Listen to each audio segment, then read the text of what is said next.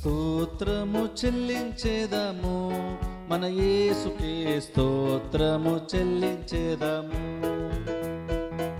స్తోత్రము చెల్లించేదము, మన యేసుకే స్తోత్రము చెల్లించేదము. స్తోత్రము చెల్లించేదము, మన యేసుకే స్తోత్రము చెల్లించేదము. స్తోత్రము చెల్లించేదము, మన యేసుకే స్తోత్రము చెల్లించేదము. మంచివాడు గొప్పవాడు మన దేవుడు, వాక్యమునిచ్చు దేవుడు. మంచివాడు గొప్పవాడు మన దేవుడు, వాక్యమునిచ్చు దేవుడు. స్తోత్రము చెల్లించేదము, మన యేసుకే స్తోత్రము చెల్లించేదము. స్తోత్రము చెల్లించేదము, మన యేసుకే స్తోత్రము చెల్లించేదము. యెరికో మనకు ముందు వచ్చిన యేసు మనకు ముందే నిల్చును. యెరికో మనకు ముందు వచ్చిన యేసు మనకు ముందే నిల్చును. భయపడకు, దిగులు పడకు, ప్రార్థించి స్తుతించుము. భయపడకు, దిగులు పడకు, ప్రార్థించి స్తుతించుము. స్తోత్రము చెల్లించేదము, మన యేసుకే స్తోత్రము చెల్లించేదము. స్తోత్రము చెల్లించేదము, మన యేసుకే స్తోత్రము చెల్లించేదము. గొల్లియాతు మనకు ఎదురు వచ్చిన క్రీస్తు యేసు తోడైయుండును. గొల్లియాతు మనకు ఎదురు వచ్చిన క్రీస్తు యేసు తోడైయుండును. హల్లెలూయా హల్లెలూయా, జయమని పాడెదము. హల్లెలూయా హల్లెలూయా, జయమని పాడెదము. స్తోత్రము చెల్లించేదము, మన యేసుకే స్తోత్రము చెల్లించేదము. స్తోత్రము చెల్లించేదము, మన యేసుకే స్తోత్రము చెల్లించేదము. యేసే సత్యం, యేసే జీవం, యేసే మార్గము, యేసు వార్త చాటుదము. యేసే సత్యం, యేసే జీవం, యేసే మార్గము, యేసు వార్త చాటుదము. హల్లెలూయా హల్లెలూయా, యేసుకై జీవించేదము. హల్లెలూయా హల్లెలూయా, యేసుకై జీవించేదము. స్తోత్రము చెల్లించేదము, మన యేసుకే స్తోత్రము చెల్లించేదము. స్తోత్రము చెల్లించేదము, మన యేసుకే స్తోత్రము చెల్లించేదము. యెరికో మనకు ముందు వచ్చిన యేసు మనకు ముందే నిల్చును. యెరికో మనకు ముందు వచ్చిన యేసు మనకు ముందే నిల్చును. భయపడకు, దిగులు పడకు, ప్రార్థించి స్తుతించుము. భయపడకు, దిగులు పడకు, ప్రార్థించి స్తుతించుము. స్తోత్రము చెల్లించేదము, మన యేసుకే స్తోత్రము చెల్లించేదము. స్తోత్రము చెల్లించేదము, మన యేసుకే స్తోత్రము చెల్లించేదము. గొలియాతు మనకు ఎదురు వచ్చిన క్రీస్తు యేసు తోడయుండును. గొలియాతు మనకు ఎదురు వచ్చిన క్రీస్తు యేసు తోడయుండును. హల్లెలూయా హల్లెలూయా జయమని పాడెదము. హల్లెలూయా హల్లెలూయా జయమని పాడెదము. స్తోత్రము చెల్లించెదము మన యేసుకే స్తోత్రము చెల్లించెదము.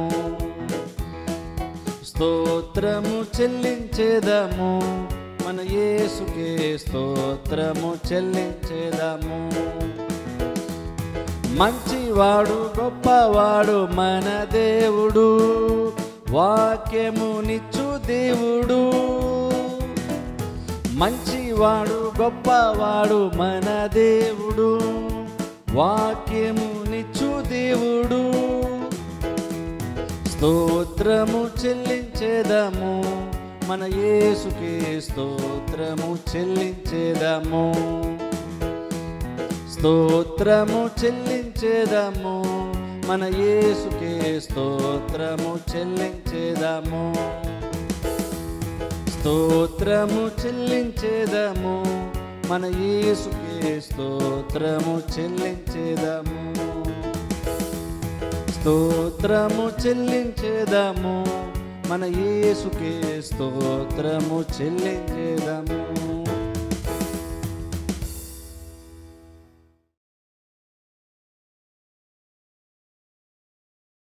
నెహెమ్యా గ్రంథములో నుండి ఈ రోజున 10వ అధ్యాయం విషయాలు మనం తెలుసుకుందాం. నెహెమ్యా గ్రంథములో నుండి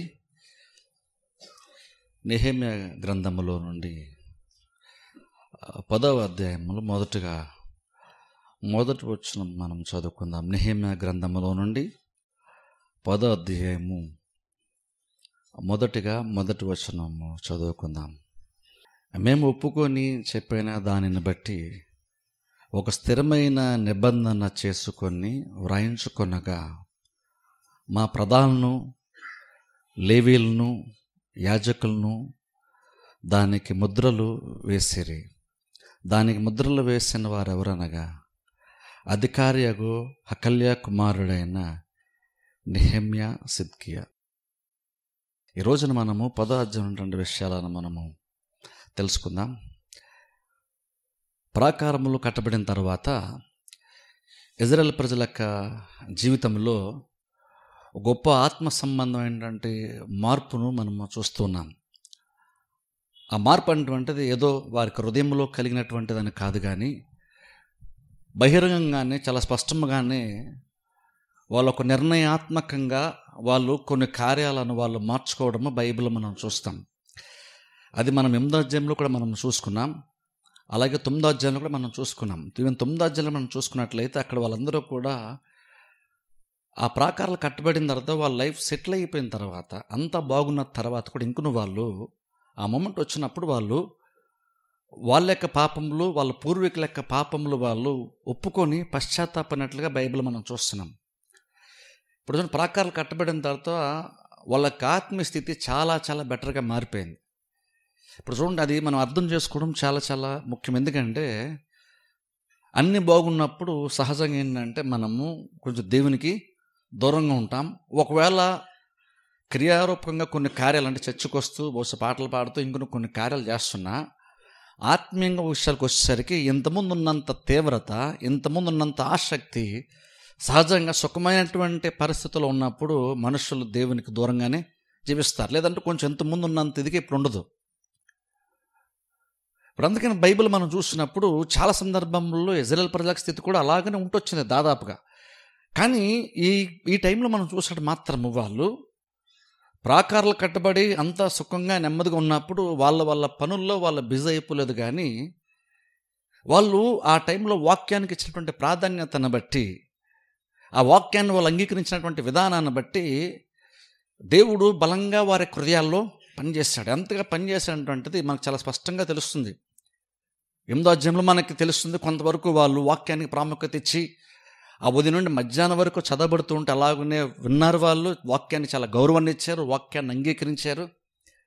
వాళ్ళు కొంచెం బాధపడితే నెహెమ్యా లాంటి వాళ్ళు కొంతమంది దేవుని బట్టి ఆనందించండి, ఇది పరిశుద్ధ దినము అని వాళ్ళని బలపరచడము, ఇవన్నీ మనం చూస్తాం. 9వ అధ్యాయం వచ్చేసరికి వాళ్ళ పూర్వీకుల నుంచి మొత్తం అన్నింటినీ కూడా వాళ్ళు జ్ఞాపకం చేసుకుంటూ అబ్రహాంతో దేవుడు చేసిన నిబంధనలు జ్ఞాపకం చేసుకుంటూ వచ్చారు.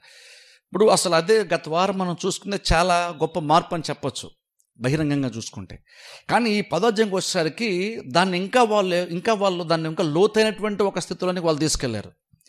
9వ అధ్యాయంలో ఏదైతే వాళ్ళు నిర్ణయం తీసుకున్నారో ఆ నిర్ణయాన్ని ఇంకా బలపరుస్తూ వాళ్ళు ఇంకా కొన్ని నిర్ణయాలు తీసుకోవడం బైబిల్ మనం చూస్తాం. వాళ్ళు అలా నిర్ణయం తీసుకోవడం అనేటువంటిది 8వ అధ్యాయంలో స్టార్ట్ అవుతుంది. 8వ అధ్యాయంలో నుండి అది కొంచెం బెటర్గా 9వ అధ్యాయానికి వెళ్ళింది. అది 9వ అధ్యాయం ఆగిపోకుండా ఆశ్చర్యం ఏంటంటే 10వ అధ్యాయంలో 8, 9 అధ్యాయాలు వాళ్ళు ఏదైతే వాళ్ళు నిర్ణయం తీసుకున్నారో ఆ నిర్ణయాన్ని ఇంకెక్కువగా బలపరుచుకుంటూ వాళ్ళు ఇంకొన్ని నిర్ణయాలు తీసుకోవడం బైబిల్ మనం చూస్తాం. యాక్చువల్గా మీరు కనుక గమనిస్తే ఈ వచ్చిన ఎక్కువ నిర్ణయించుకున్నాము అన్న పదం ఎక్కువగా కనబడుతుంది, మనకి తరచుగా కనబడుతుంది. నిర్ణయించుకున్నాము అన్న మాట ఎక్కువ కనబడుతుంది. అంటే అక్కడ బేసిక్ ఏంటంటే అధ్యాయంలో ఏంటంటే వాళ్ళు చాలా నిర్ణయాలు వాళ్ళు తీసుకున్నారు. ఏదో ఒక్కసారి కనబడలేదు ఈ నిర్ణయం మేము తీసుకున్నామని ఒక్కసారి కాదు, తరచుగా కనబడుతుంది ఆ మాట మనకి. వాళ్ళు కొన్ని దేవునికి చేస్తామని, ఇలా ఉంటాము, ఇలా చేస్తాము అని వాళ్ళు చెప్తారు. అలా చెప్పాలంటే ఏమంటారు, ఇలా చేస్తామని మేము నిర్ణయం తీసుకున్నాము అంటారు. అలాగా వాళ్ళు చాలా నిర్ణయాలు వాళ్ళు తీసుకోవడం బైబిల్ మనం చూస్తాం. ఇదేంటంటే వాళ్ళు ఆత్మీయంగా వారిలో కలిగే మార్పుని వాళ్ళు బహిరంగంగా క్రియల్లో వాళ్ళు ఎలా చూపిస్తామో అన్న దానికి వాళ్ళు ఒక నిర్ణయాన్ని తీసుకొని దాన్ని బట్టి మేము చేస్తామని చెప్పడం మనం చూస్తున్నాం. అందుకని నిర్ణయం తీసుకుంటా అంటే యాక్చువల్గా 9వ అధ్యాయంలోనే ఒక రకంగా స్టార్ట్ అయింది, ఇంకా చెప్పండి అసలు 8వ అధ్యాయంలోనే ఒక రకంగా స్టార్ట్ అయింది. కానీ వాళ్ళు ఏదైతే నిర్ణయం తీసుకుని స్టార్ట్ చేస్తారో ఆ నిర్ణయాన్ని ఇంకెక్కువగా బలపరచుకోవడానికి వాళ్ళు ఇంకో కొన్ని కార్యాలు వాళ్ళు చాలా డెలిబరేట్గా, అంటే ఖచ్చితంగా వాళ్ళు చేయడం మన బైబిల్ మనం చూస్తున్నాం. వాళ్ళు తీసుకున్న నిర్ణయాన్ని బలపరచుకోవడానికి ఇంకొన్ని నిర్ణయాలు వాళ్ళు తీసుకుంటున్నారు. అందుకని అధ్యాయంలో ఎక్కువ నిర్ణయించుకున్నాం అన్న మాట ఎక్కువ వస్తుంది. అంటే బేసిక్ 10వ అధ్యాయం ఏంటంటే వాళ్ళకి నిర్ణయాలను, వాళ్ళు ఏ నిర్ణయం తీసుకున్నారో దాన్ని దేవుడు 10వ అధ్యాయంలో మనకి రాసి ఉంచాడు. ఇప్పుడు అందులో చూడండి, బైబిల్ మనం చూస్తే ఇక్కడ చూడండి, మేము ఒప్పుకొనిన దానిని బట్టి, అంటే చూడండి ఇది మనం అర్థం చేసుకోవాలి. ఎప్పుడు కూడా ఇది నెహెమ్యా గ్రంథం అంటుంది. నార్మల్గా ఏదైనా సరే ఎక్కువ సందర్భాల్లో అధ్యాయం మధ్యన కంటిన్యూటీ ఖచ్చితంగా ఉంటుంది. మనం 9వ అధ్యాయం చూసామంటే 9వ అధ్యాయం వేరు, 10వ అధ్యాయం తర్వాత ఎప్పుడో కొంతకాలం తర్వాత అలా అనుకోవడానికి వీల్లేదు. వాళ్ళు 9వ అధ్యాయంలో కొన్ని ఆలోచించి నిర్ణయాలు తీసుకున్నారు చూసారా, దాన్ని బేసిస్ కొని కంటిన్యూలుగానే వారు ఇక్కడ కార్యం చేస్తారు. అందుకని చూడండి, మేము ఒప్పుకున్న దాన్ని బట్టి, అంటే 10వ అధ్యాయం 9వ అధ్యాయంలో 8వ అధ్యాయం అయితే వాళ్ళు ఒప్పుకున్నారో దాన్ని బట్టి ఇప్పుడు వాళ్ళు ఏంటంటే ఒక నిర్ణయం తీస్తున్నారు. ఏంటంటే నిర్ణయం అంటే చూడండి, మేము ఒప్పుకున్న దానిని బట్టి ఒక స్థిరమైన నిబంధన చేసుకొని వ్రాయించుకొనగా మా ప్రధానులను, లేవీలను, యాజకులను దానికి ముద్రలు వేసిరి. సరే గమనించండి, వాళ్ళు ఇక్కడే చూడండి, అసలు 10వ అధ్యాయం మొదటి వచనంలోనే వాళ్ళు నిర్ణయం తీసుకున్నప్పుడు ఎంత సిన్సియర్గా, ఎంత సీరియస్గా వాళ్ళు నిర్ణయం తీసుకున్నా మనం చూస్తున్నాం. వాళ్ళు ఏదో నిర్ణయం తీసేసుకొని క్యాజువల్గా వాళ్ళు జీవించట్లేదు, నిర్ణయం క్యాజువల్గా తీసుకొని వెళ్ళిపోలేదు. వాళ్ళు నిర్ణయం తీసుకోవడం మాత్రమే కాదు, కానీ ఆ నిర్ణయాన్ని బలపరచుకోవడానికి కూడా వాళ్ళు ఎక్స్ట్రాగా కొన్ని కార్యాలు చేశారు. ఇప్పుడు నిర్ణయం అంటే నార్మల్గా ఆత్మీయంగా చూసుకుంటే మనకు హృదయంలో వచ్చినటువంటి ప్రేరేపణ బట్టి మనం లోపల ఒక నిర్ణయాన్ని తీసుకుంటాం. మనం జనరల్గా మనకు నిర్ణయాలు తీసుకోవచ్చు, అది బయట ఎవరికి కనబడకపోవచ్చు నార్మల్గా. కానీ ఇక్కడ వీళ్ళు నిర్ణయాన్ని ఎంత బలపరుచుకునే ప్రయత్నం వాళ్ళు చేశారంటే, ఆ నిర్ణయాన్ని ఏదో మేము లోపల ఒకటి అనుకున్నాంలే, మేము దేవుని కొట్టే చెప్పుకున్నాం, మేము ఒక నిర్ణయం తీసుకున్నాం, ఆత్మీయంగా ఒక డిసిషన్ తీసుకున్నాం అనుకుని ఆగిపోలేదు. ఆ నిర్ణయం తీసుకున్నారన్న విషయాన్ని, ఆ నిర్ణయం అంత సీరియస్గా వాళ్ళు తీసుకున్నారంటే దాని వాళ్ళు రిటర్న్గా కూడా రాశారు వాళ్ళు. అంటే వాళ్ళు లోపల నిర్ణయం తీసుకున్నారు, ఈవెన్ నేషనల్ వైడ్గా తీసుకున్నారు వాళ్ళు రకంగా చెప్పాలంటే. అంటే దేశమే ఆల్మోస్ట్ వాళ్ళు చాలామంది కలిసి ఒక నిర్ణయానికి వచ్చేసారు. ఇప్పుడు చూడండి, నిజంగా అడిగితే అది దేవుని యొక్క ఆత్మీయ కార్యం అని చెప్పచ్చు. ఎందుకంటే నార్మల్గా అందరూ ఒకే త్రాటిపై రావడం అనేటువంటిది చాలా రేరుగా జరిగేటువంటి కార్యము. అది ఇక్కడ చూస్తే దేవుడు ఎంత బలంగా చేశాడంటే ఆల్మోస్ట్ వాళ్ళు దేశమంతా కూడా ఒకే త్రాటిపైకి వచ్చి ఒకేలాంటి నిర్ణయాలు అందరూ తీసుకున్నారు. అక్కడ నిర్ణయం తీసుకోవడం చాలా గొప్ప విషయం. అంటే మళ్ళీ చూడండి, వాళ్ళు ఆ నిర్ణయాన్ని మేము ఖచ్చితంగా మేము పాటించే తీరతాము అన్న దానికి వాళ్ళు దాన్ని ఎంతగా వాళ్ళు బయటకు కూడా బహిరంగ వాళ్ళు చూపించుకున్నారంటే దాన్ని రిటర్న్గా రాశారు. రాసిన తర్వాత యాజకులు, లేవీయులు, అలాగే మరి కొంతమంది ప్రధానులు ముద్ర కూడా వేశారు. అంటే రకంగా చెప్పండి, ఒక అగ్రిమెంట్ లాగా వాళ్ళు డాక్యుమెంటేషన్ తయారు చేసి దాంతో పెద్దలు ఉన్నటువంటి ప్రధానులు అంటే అధికారులు ఉన్నటువంటి ఉన్నతమైనటువంటి వారు, అలాగే ఆత్మసమ చూసుకుంటే లేవీలు లేదా యాజకులు, వీళ్ళు కూడా సంతకాలు చేసి వాళ్ళు ముద్ర వేశారంట. ఇప్పుడు చూడండి, నిజంగా అదేం చెప్తుందంటే ఆ మూమెంట్కి వాళ్ళ హృదయం గురించి ఒకసారి ఆలోచించండి. వాళ్ళు నిర్ణయం తీసుకున్నప్పుడు వాళ్ళకి ఆ టైంలో ఎంతగా వాళ్ళు దేవుళ్ళలో బలంగా సాగాలనేటువంటి ఆలోచన వాళ్ళకి వచ్చింది ఒకసారి ఆలోచించండి. పైగా ఇక్కడ ఆశ్చర్యం ఏంటంటే ఇదేదో ఒక్క విషయంలో నిర్ణయం తీసుకోవడం కాదు, ఆల్మోస్ట్ ప్రతి విషయంలో వాళ్ళ జీవితమునకు సంబంధించిన ప్రతి విషయంలో కూడా చాలా బలమైన నిర్ణయం తీసుకొని దాన్ని ఖచ్చితంగా అమలు పరుస్తాము అనడానికి, ఎలాగైనా సరే అమలు పరిచే తీరే రీతిలో వాళ్ళగానే కొన్ని విషయాలు వాళ్ళు బలవంతంగానే కొన్ని కార్యాలు వాళ్ళు చేయడం బైబిల్ మనం చూస్తాం. అంటే దాన్ని రాసి దానికి ముద్రగడ వేశారు. అంటే అర్థం ఏంటంటే ఇప్పుడు రేపు వాళ్ళు నేను ఎలా అనుకోలేదు, నేను యాక్చువల్గా నేను వేరే ఉద్దేశంతో నిర్ణయిస్తున్నాను అని వాళ్ళు తప్పించుకోవడానికి వాళ్ళకి అవకాశం లేనట్లుగా వాళ్ళే కొన్ని కార్యాలు చేశారు. అలా చేయడం మాత్రం కాదు, అది యాక్చువల్గా వాళ్ళు పబ్లిక్గా చేశారు. అది ఇంపార్టెంట్. ఇక్కడ వాళ్ళు పబ్లిక్గా చేశారు. ఇప్పుడు పబ్లిక్గా చేయడం అంటే అర్థం ఏంటంటే వాళ్ళకు నిర్ణయం తీసుకున్న నిర్ణయాన్ని ఒక సాక్ష్యం లాగా సంఘం నిలబడి ఒక సాక్ష్యం లాగా ఒక బలమైనటువంటి ఒక పెద్ద నిర్ణయాన్ని సాక్ష్యంలో చెప్పుకుంటే అర్థం ఏంటంటే 10 మంది నువ్వేం చెప్పావో చూస్తున్నారు, వింటున్నారు. నువ్వు సాక్ష్యం చెప్పినప్పుడు నువ్వు ఇది చెప్పేవన్న దానికి సంఘం అంతా కూడా సాక్ష్యాలుగా ఉంటున్నారు. నువ్వు రేపు అది చేయనప్పుడు సంఘం అంతకు నువ్వు చేయలేదనే విషయం కూడా తెలిసిపోద్ది. ఇప్పుడు అలాంటి నిర్ణయం వాళ్ళకి తీసుకున్నారు. అందుకు నార్మల్గా మనం ఏంటంటే కొన్ని నిర్ణయాలు మనం బయటకు చెప్పడానికి ఇష్టపడి, ఎందుకంటే చెప్పామనుకోండి, చెప్పిన తర్వాత చేయకపోతే మళ్ళీ మనమే చేయలేదు కాబట్టి అందరికీ తెలిసిపోద్ది. కాబట్టి మనం బేసిక్గా అలాంటి బయట చెప్పడం మనం ఇష్టపడం. కానీ వీళ్ళు దేవుడు ఎంత బలంగా పనిచేస్తుండే వాళ్ళు ఎలా చేశారో ఒకసారి ఆలోచించండి. వాళ్ళు కేవలం నిర్ణయం తీసుకోవడం మాత్రం చాలా పెద్ద నిర్ణయాలు వెళ్తే మనకు అర్థమవుతుంది. చాలా పెద్ద నిర్ణయాలు వాళ్ళు తీసుకున్నారు. ఆ నిర్ణయం అన్నీ కూడా వాళ్ళు యాక్చువల్గా రిటర్న్గా రాయించి మళ్ళీ భౌతికంగా అధికారం ఉన్నటువంటి ప్రధానులతోనూ సంతకాలు పెట్టించారు. అలాగే ఆత్మ సంబంధంగా లేవీలతోనూ యాజకులతో సంతకాలు పెట్టించారు. అంటే వాళ్ళకి ఆ మూమెంట్లో వాళ్ళకి నిజంగా ఒక నిర్ణయం తీసుకొని అందులోనే ఖచ్చితంగా స్థిరంగా కొనసాగాలనేటువంటిది వాళ్ళకి ఎంత దృఢమైనటువంటి ఒక బలమైన సంకల్పము ఆ మూమెంట్లో వాళ్ళకి ఉందో ఒకసారి ఆలోచించాలి. అలాగే వాళ్ళు ఎక్కడ మొత్తం వచ్చిన వాళ్ళు అలా చేసాం చూస్తున్నాం. నిర్ణయాలు అంటూ కిందకు వచ్చే కొంత మనకు తెలుస్తుంది. ఇప్పుడు కొంచెం కింద చదువుకుందాం, చదవండి 2వ వచనం నుండి.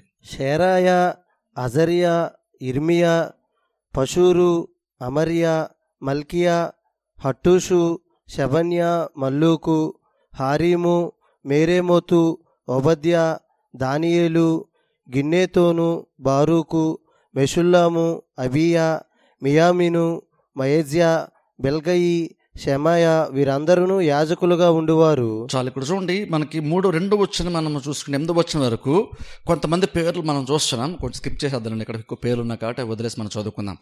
2వ వచనం నుండి మనం చూసుకుంటే 8వ వచనం వరకు కొంతమంది యాజకుల యొక్క పేర్లు మనం అక్కడ చూస్తున్నాం. ఆ తర్వాత 9వ వచనం మనం చూస్తే కొంతమంది లేవీయుల యొక్క పేర్లు మనం చూస్తున్నాం, ఆ నిర్ణయం తీసుకున్నటువంటి వాళ్ళు. అలాగే మరలా మనం 14వ వచనంకి వచ్చేసరికి జనులలో ప్రధానులు ఎవరనగా చూస్తున్నాం. ఇప్పుడు చూడండి, అక్కడ వాళ్ళందరూ అంటే ఆ నిర్ణయాలు తీసుకున్నటువంటి వాళ్ళు వీళ్ళందరూ ఉన్నారు. వాళ్ళ పేర్లు అక్కడ మెన్షన్ చేయబడ్డం బైబిల్ మనం చూస్తున్నాం. ఆ తర్వాత కొంచెం స్కిప్ చేసుకొని కొంచెం ముందుకు వెళ్దాం. చూడండి, అయితే ఇప్పుడు 27వ వచనం చదువుకుందాం. అయితే జనులలో మిగిలిన వారు అనగా దేవుని ధర్మశాస్త్రమునకు విధేయులగునట్లు దేశపు జనుల్లో ఉండకుండా తమ్మును తాము వేరుపరుచుకున్న యాజకులు, లేవీయులు, ద్వారపాలకులు, గాయకులు, నెతీనీయులు అందరూ దేవుని దాసుడైన మోషే ద్వారా నియమించబడిన దేవుని ధర్మశాస్త్రమును అనుసరించి నడుచుకొనుచు మన ప్రభువైన యెహోవా నిబంధనలను కట్టడలను ఆచరించుదుమని శపథము పూని ప్రమాణము చేయుటకు కూడిరి. చాలు ఇక్కడ గమనించండి, కొంతమంది అందరూ చెప్పిన కొంతమంది పేర్లు, ఆ పేరు కొంతమంది ఏంటంటే ప్రధానుల యొక్క పేర్లు ఉన్నాయి, లేవీయుల యొక్క పేర్లు ఉన్నాయి, యాజకుల యొక్క పేర్లు ఉన్నాయి. అయితే అక్కడితో అయిపోలేదు. కానీ బైబిల్ మనం చూస్తే వాళ్ళు కాకుండా జనులలో కూడా కొంతమంది ఇదే ఆలోచనతో ఉన్నారు. అలా కొంతమంది ఉన్నారని చెప్పేసి మిగిలినటువంటి వారు కూడా వాళ్ళు నిర్ణయం తీసుకుని శపథం చేశారంట. ఓ రకంగా చెప్పాలి సింపుల్గా, దేవునితో ఒక రకంగా వాళ్ళు నిబంధన చేస్తున్నామని చెప్పచ్చు. ఒక రకంగా దేవునితో అగ్రిమెంట్కి వచ్చారు. దేవునితో వాళ్ళు ఎలా అగ్రిమెంట్కి వచ్చారంటే మేము ఇక్కడ నుండి మేము ఈ కార్యాలు చేస్తాం, ఇక్కడ నుండి మేము ఇలాగుంటాం, ఇక్కడ మేము ఈ కార్యాల్లో మేము ముందుకెళ్తాం అని వాళ్ళు ఒక నిర్ణయం తీసుకున్నారు. అయితే కేవలము ప్రధానులు, పెద్దలు, యాజకులు మాత్రమే కాదు, కానీ ఒక సాధారణ జనము కూడా కొంతమంది తీసుకున్న బైబిల్ మనం చూస్తున్నాం. అయితే ఇంకా మంచి విషయం తెలుసా, అక్కడితో అయిపోలేదు. కొంతమంది అలాగే ఇప్పుడు చూడండి, లేవీలు, ప్రధానులు, యాజకులు లాంటి వాళ్ళందరూ కూడా అలాంటి బలమైన నిర్ణయం తీసుకున్నప్పుడు ఆ కిందకు వచ్చేసరికి కొంతమంది జనులు కూడా నిర్ణయం తీసుకున్న బైబిల్ మనం చూస్తున్నాం. అలా జనులు నిర్ణయం తీసుకున్నప్పుడు ఏ జనమైతే నిర్ణయం తీసుకొని మేము ధర్మశాస్త్రం దేవుడు ఏమేమైతే మోషే ద్వారా మాకు చెప్పాడో అవన్నీ మేము చేస్తాము అని చెప్పినటువంటి కొంతమంది సాధారణ వ్యక్తులు ఎవరైతే ఉన్నారో అలా వాళ్ళు నిర్ణయం తీసుకున్న తర్వాత వాళ్ళ బంధువులు కూడా కొంతమంది అందరూ జాయిన్ అయ్యారంట. ఇప్పుడు అది ఆలోచించండి ఒకసారి. కొంతమంది సాధారణ మనుషులు కూడా అలాంటి ఆలోచన తీసుకుని నిర్ణయం తీసుకున్నారు. ఆ నిర్ణయం తీసుకున్న తర్వాత వాళ్ళు నిర్ణయం తీసుకోవడం చూసినటువంటి వాళ్ళు సాధారణ ప్రజల్లో వారి బంధువులు కూడా కొంతమంది వచ్చి వారితో పాటు కలిసి వాళ్ళు కూడా ఆ నిర్ణయం తీసుకునే దాంట్లో వాళ్ళు కూడా పాలే భాగస్తులు అయ్యారని బైబిల్ మనం చూస్తున్నాం. ఇప్పుడు చూడండి, నిజంగా ఎంత ఆశ్చర్యం ఒకసారి ఆలోచించండి. అలా అందరూ కూడా ఆల్మోస్ట్ వాళ్ళు ఒక నిర్ణయంలోనికి వాళ్ళందరూ కూడా వచ్చారు. అయితే ఏమని నిర్ణయం తీసుకున్నారు అక్కడ చూడండి, నేను చదువుతాను ఒకసారి. కొంచెం 28వ వచనము ఒక 4 లైన్ నేను చదువుతాను చూడండి.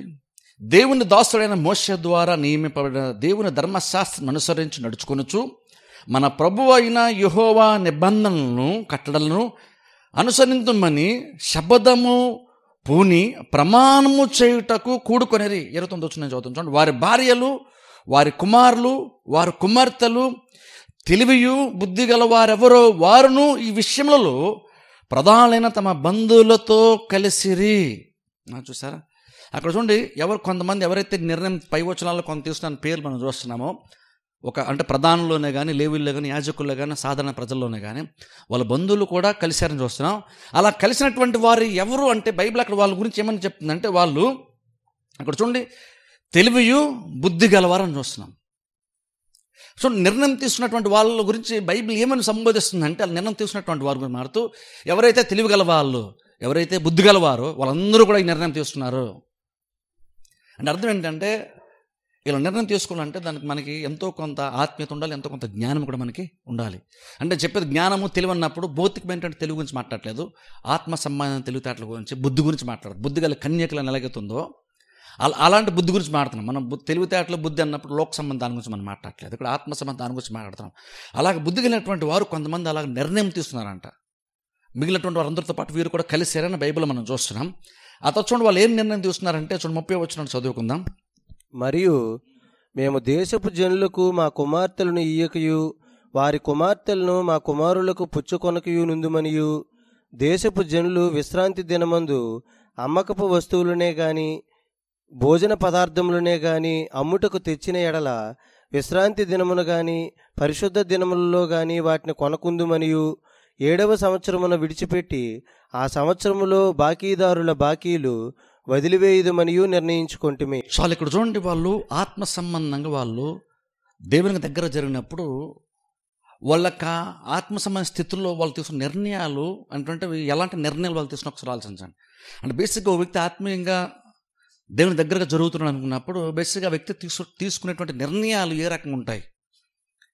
ఇప్పుడు చూడండి, ఇక్కడ వీళ్ళు తీసుకున్న ప్రతి నిర్ణయం కూడా ఒక రకంగా చెప్పండి భౌతికమైనటువంటిది నిర్ణయం అటువంటిది, అది క్రియల్లో కనబడేటువంటి నిర్ణయాలు. కానీ అలా నిర్ణయాలు వాళ్ళు తీసుకున్నప్పుడు వాళ్ళ నిర్ణయాలకు వాళ్ళని ప్రేరేపించినటువంటిది మాత్రం లోపల వాళ్ళకి దేవుని పట్ల ఉన్నటువంటి భక్తి, దేవుని పట్ల వారికి ఉన్నటువంటి ఆసక్తి అనేటువంటిది కొన్ని నిర్ణయాలు వారు తీసుకోవడానికి ప్రేరేపణిచ్చింది. ఆ ప్రేరేపణ అనేటువంటిది బయట నుండి ఎవరో వ్యక్తులను బట్టి పరిస్థితులను బట్టి వచ్చినటువంటిది కాదు, లోపల నుండి బయటకు వచ్చినటువంటి నిర్ణయము. అంటే బయట అంటే ఎవరో 10 మంది ఒక నిర్ణయం తీసుకున్నారు కాబట్టి వాళ్ళతో పాటు మనం కూడా తీసేసుకుందాం నిర్ణయం అనుకుని కాదు, లోపటి నుంచి వచ్చినటువంటి నిర్ణయం ఇది. బయట సిచ్యువేషన్స్ బట్టి ఎవరో 10 మంది తీసుకున్నారు నిర్ణయము కాబట్టి మనం కూడా తీసుకుందాం అనుకుంటే ఆ నిర్ణయము బహుశా మనం అంత సీరియస్గా బహుశా తీసుకోము. అంటే పరిస్థితుల యొక్క ప్రభావాన్ని బట్టి తీసుకున్నాం కాబట్టి పరిస్థితులు మారిపోతాయి, మన నిర్ణయాలు కూడా చాలా సందర్భాల్లో మారిపోతాయి. కానీ ఇక్కడ నిర్ణయం వాళ్ళు తీసుకున్నప్పుడు బయట నుంచి హృదయంలోనికి వెళ్ళలేదు ఆ డిసిషను, హృదయంలో ఆ డిసిషన్ నుంచి వాళ్ళు బయట క్రియల్లో దాన్ని కనపరిచారు. బయట నుంచి లోపలికి వెళ్ళలేదు, లోపల నుంచి బయటికి వచ్చింది. అలా లోపల నుండి బయటకు వచ్చింది కాబట్టి వాళ్ళకి ప్రేరేపణతో తీసుకున్నారు కాబట్టి ఆ నిర్ణయాల్లో బలం ఉంటుంది, దాని ప్రకారం ఖచ్చితంగా చేసేటువంటి అవకాశం చాలా ఎక్కువ ఉంటుంది. అలా వాళ్ళు తీసుకున్న నిర్ణయాల్లో ఒకటేంటంటే అక్కడ వాళ్ళు ఏమన్నారంటే, వాళ్ళ బిడ్డలను వివాహానికి ఇచ్చేటప్పుడు చుట్టుపక్కల ఉన్నటువంటి సాధారణ వ్యక్తులు అంటే అన్యులకి వాళ్ళ బిడ్డల వివాహానికి ఇవ్వనటువంటి నిర్ణయం వాళ్ళు తీసుకున్నారు. అది ఇంపార్టెంట్ మనం చూస్తున్నాం. అదే ఇక్కడ వాళ్ళు ఏమన్నారంటే చూడండి, ఇంకా కొంచెం కింద చదువుకుంటే వాళ్ళు విశ్రాంతి దినం గురించి మాట్లాడుతున్నారు. వాళ్ళు చూడండి విశ్రాంతి దినం మాట ఏం చెప్తారంటే ఖచ్చితంగా మేము విశ్రాంతి దినాన్ని మేము పాటిస్తామని వాళ్ళు చెప్తున్నారు. ఇప్పుడు చూడండి నిర్ణయాలు ఎలా ఉంటాయి ఒకసారి ఆలోచించండి. వాళ్ళు ఫస్ట్ వివాహం గురించి మాట్లాడుతూ మేము అన్యులకి మా కుమార్తెలను కానీ కుమారులు కానీ వివాహం మేము ఇవ్వమని చెప్పారు. ఆ తర్వాత వెంటనే ఇక్కడికి వచ్చారు చూడండి, ఇప్పుడు వాళ్ళు మాట్లాడుతున్నప్పుడు ఇక్కడ మేము విశ్రాంతి దినాన్ని మేము ఖచ్చితంగా మేము పాటిస్తాము, 7వ దినం విశ్రాంతి ఖచ్చితంగా మేము పాటిస్తాం. ఆ టైంలో యాక్చువల్గా మేము ఏ బిజినెస్ మేము చేయము, ఏ పనులు మేము చేయము. ఒకవేళ అన్యులు ఎవరన్నా వచ్చి వాళ్ళు ఏదన్నా బిజినెస్ చేస్తూ ఏదైనా అమ్మడానికి వచ్చినా, ఈవెన్ అన్యులు తెచ్చినా సరే మేము ఆ రోజు ఏది కూడా మేము కొనుక్కోము, ఏది అమ్మను కూడా మేము అమ్మము. అంటే ఒకవేళ ఎవరన్నా ప్రేరేపించినా విశ్రాంతి దినాన్ని మీరడానికి ఎవరైనా ప్రేరేపించినా మేమైతే మాత్రం విశ్రాంతి దినాన్ని మీరము. మేము విశ్రాంతి దినాన్ని ఖచ్చితంగా మేము పాటిస్తామనేటువంటి ఒక నిర్ణయం వాళ్ళు తీసుకున్నారు. అది మాత్రం ఇంకోటి ఏమన్నారంటే వాళ్ళు ప్రతి 7వ సంవత్సరమున దేవుడు ధర్మశాస్త్రం బట్టి ఇచ్చిన నియమ నిబంధనను బట్టి ఎవరైనా కనుక రుణాలు కనుక ఉండుంటే వాళ్ళ రుణాన్ని కూడా మేము తీర్చేస్తాం, తిరిగి వాళ్ళకి వెనక్కి ఏవైతే వాళ్ళు మా దగ్గర వాళ్ళు వచ్చి ఉన్నారో అంతా కూడా మేము తీసేసి వాళ్ళకి మరలా మేము తిరిగి ఇచ్చేస్తాం అనేటువంటి నిర్ణయం కూడా వాళ్ళు తీసుకుంటున్నారు. ఆ తర్వాత ఇంకోటి కూడా మనం చూద్దాం. చూడండి ఒకసారి, చూడండి 31వ వచనము 5వ లైన్లో చూడండి. 7వ సంవత్సరం విడిచిపెట్టి ఆ సంవత్సరంలో బాకీదారులు బాకీలు వదిలివేయదమనియు నిర్ణయించుకొంటిమి. 32వ వచనం, మరియు తమ దేవుని మందిర సేవ నిమిత్తము గమనించిన ప్రతి సంవత్సరము తులము వెండిలో 3వ వంతు ఇచ్చేదమని నిబంధన చేసుకుంటారు. సవరింపబడిన రొట్టె విషయంలోను, నిత్య నైవేద్యమ విషయంలోను, నిత్యము అర్పించు దహన బలి విషయములోను, విశ్రాంతి దినముల విషయములోను, అమావాస్యముల విషయములోను, నిర్ణయింపబడిన పండుగల విషయములోను, ప్రతిష్ఠితములైన వస్తువుల విషయములోను, ఇజ్రాయేలులకు ప్రాయశ్చిత్తము కలుగుటకైన పాప పరిహారార్థ బలుల విషయములోను, మన దేవుని మందిరపు పని అంతటి విషయంలోనూ అలాగునే నిర్ణయించుకుంటేమి. ఇక్కడ చూడండి, వాళ్ళు చాలా నిబంధనలు, చాలా నిర్ణయాలు వాళ్ళు తీసుకున్నారు. ఆ నిర్ణయాలన్నీ కూడా భౌతికమైన నిర్ణయాలే. అవన్నీ కూడా యాక్చువల్గా వాళ్ళు రిటర్న్గా వాళ్ళు రాయించుకొని పెట్టేట నిర్ణయాలు. ఆల్రెడీ ధర్మశాస్త్రంలో దేవుడు చెప్పేసి చేయాలని రిటర్న్గా ఆల్రెడీ అది వాళ్ళకు ఉంది. వాళ్ళకున్నా సరే ఇంకొన వాళ్ళు అడిషనల్గా ఏంటంటే ఇది మా యొక్క నిర్ణయము అని ఖచ్చితంగా వాళ్ళు రిటర్న్గా మళ్ళీ రాసి పెట్టారు. అలా రాసి పెట్టిన వాళ్ళు చెప్తున్నారు విశ్రాంతిని ఖచ్చితంగా పాటిస్తాము. వాళ్ళ క్రియల్లో వాళ్ళు కొన్ని విషయాలు చెప్తున్నారు. అందులో ముఖ్యంగా విశ్రాంతి దినం గురించి వాళ్ళు మాట్లాడుతున్నారు. మందిరం గురించి వాళ్ళు, మందిరం యొక్క ప్రాముఖ్యత గురించి వాళ్ళు మాట్లాడుతున్నారు. వాళ్ళని చాలా తీసుకున్న నిర్ణయాలు ఎక్కువ శాతం ఏంటంటే మందిరముకు సంబంధించి జరిగేటువంటి కార్యాల పట్ల వాళ్ళకి నిర్ణయం మనం చూస్తున్నాం. వాళ్ళు బల్లర్పించే విషయం గురించి వాళ్ళు మాట్లాడుతున్నారు. దేవునికి తెచ్చే విషయం గురించి మాట్లాడుతున్నారు. దేవునికి ఇచ్చే విషయం గురించి వాళ్ళు మాట్లాడుతున్నారు. అలా మారుతూ వాళ్ళ కనుక అక్కడ చూడండి, వాళ్ళు ఏదైనా సంపాదించుకుంటే వాళ్ళు అంటే వెండి కానీ ఇంక విలువైనటువంటి సంపాదించుకుంటే వాళ్ళకి వచ్చినప్పుడు ప్రతి సంవత్సరం అంటే అందులో ఒక భాగం వాళ్ళు తీసుకొచ్చి దేవునికి ఇస్తారట. వాళ్ళకి వచ్చిన దాంట్లో 1/3 వంతు తీసుకొచ్చి వాళ్ళు దేవుని యొక్క మందిరంకి ఇస్తామంటున్నారు. ఇప్పుడు నన్ను అడిగితే చూడండి, ఇది చాలా ఎక్స్ట్రా అంటాను నేను. ఇప్పుడు నార్మల్గా ఎవరైనా ఏం చేస్తారు? నార్మల్ అని చేసేటప్పుడు దేవుని కానుకలు ఇచ్చేటప్పుడు దేవునికి ఇవ్వాలని బైబిల్లో ఉంది కాబట్టి మనం దేవునికి కానుకలు ఇస్తాం. దశమగా ఇవ్వాలని బైబిల్ చెప్తుంది కాబట్టి దశమగా ఇస్తాం. అంతకుమించి పెద్దగా మనం వేరే దాని నుంచి ఆలోచన చేయము. అది చేయాల్సిన అవసరం లేదని మనం అనుకుంటాం. మనం ఏమనుకుంటామంటే అది చేస్తాం కాబట్టి నేను ఆత్మీయంగానే నేను బాగానే ఉన్నాను, దేవుని ప్రవర్తించాను అనుకుంటాం. కానీ నిజంగా దేవుని ప్రయారిటీ ఇచ్చి నిజంగా దేవుడి హృదయం అంతా కూడా దేవుడితో నింపబడితే, దేవుని మీద నిజంగా ఆసక్తి ఉంటే ఒక మనిషి ఎలా స్పందిస్తాడో మిగిలినటువంటి విషయాల్లో కూడా బైబిల్ మనం చూస్తున్నాం. వాళ్ళు ఏదో కేవలం చర్చికి వెళ్తారో, ప్రార్థనలు చేస్తారు, బైబిల్ చదువుతారు, అది కాదు. వాళ్ళు భౌతికంగా కూడా వాళ్ళు చాలా నిర్ణయాలు వాళ్ళు తీసుకున్నారు. ఇప్పుడు చూడండి, ఈ నిర్ణయాలు ఎందుకు ఇంపార్టెంట్ అంటే ఆ నిర్ణయాలు ఊటినేదో పెద్దగా వాళ్ళ నుండి ఎటువంటి ఇబ్బంది లేని నిర్ణయాలు కాదు. ఆ నిర్ణయాలకి వాళ్ళు కొంత వెల చెల్లించేటువంటి నిర్ణయాలు వాళ్ళు తీసుకున్నారు. అది ఇంపార్టెంట్. ఇక్కడ ఊరినే చూడండి, నాకు నిర్ణయం తీసుకున్నాను, ఆ నిర్ణయం వల్ల నాకు పెద్ద ఖర్చు అయ్యేదేమీ లేదు. అలాంటి నిర్ణయాలు కాదు వీళ్ళు తీసుకుంది. వీళ్ళు తీసుకున్నటువంటి ప్రతి నిర్ణయంలో ఏదో ఒకటి ఖచ్చితంగా వాళ్ళు ఖర్చు పెట్టే తీరాల్సిన నిర్ణయాలు ఇవన్నీ కూడా. అంటే ఊరిని జస్ట్ నిర్ణయం తీసుకున్నా దాన్ని చేసేస్తాం అనుకోవడం కాదు. ఆ నిర్ణయాలు ఎలాంటివి అంటే నిర్ణయాన్ని వాళ్ళు అమలుపరచాలంటే, ఆ నిర్ణయాన్ని వాళ్ళు దాని ప్రకారం చెయ్యాలి అంటే వాళ్ళ దగ్గర ఉంటుందని ఎంతో కొంత వాళ్ళు వెల చెల్లించకుండా ఏది కూడా చేయలేనట్టు నిర్ణయాలు వాళ్ళు తీసుకున్నారు. ఓ రకంగా చెప్పండి, నిర్ణయాలు కాస్ట్ నిర్ణయాలు అనమాట. ఓ రకంగా చెప్పాలంటే ఇప్పుడు చూడండి, ఎందుకు అది చెప్తున్నాను అంటే వాళ్ళు నిజంగా దేవుని మీద ఆ మూమెంట్కి వాళ్ళకి మనసు ఎంత ఉందో ఆలోచించండి ఒకసారి. ఆల్రెడీ దేవుడు ఏదైతే ధర్మశాస్త్రం బట్టి ఏదో చెప్పాడో, ఇవ్వాలి చేయాలని ఏదైతే చెప్పాడో అవన్నీ చేస్తున్నారు. కానీ అక్కడితో అయిపోకుండా అడిషనల్గా వాళ్ళు కొన్ని చెడు నిర్ణయించుకున్నారు. వాళ్ళు అలా చేస్తూ అంటున్నారు, మేము దేవుని మందిరం కోసం మాకు వెండి కనుక ఏదన్నా మాకు వస్తే అందులో మేము కొంత భాగం మేము దేవుని యొక్క మందిరానికి మేము ఇస్తాం. అంటే అర్థం అంటే అక్కడ వాళ్ళు తీసుకున్న నిర్ణయం ఏంటంటే ఎంతో కొంత వాళ్ళు అక్కడ ఖర్చు పెట్టకుండా, వెల చెల్లించకుండా ఉండేటువంటి నిర్ణయాలు కాదు.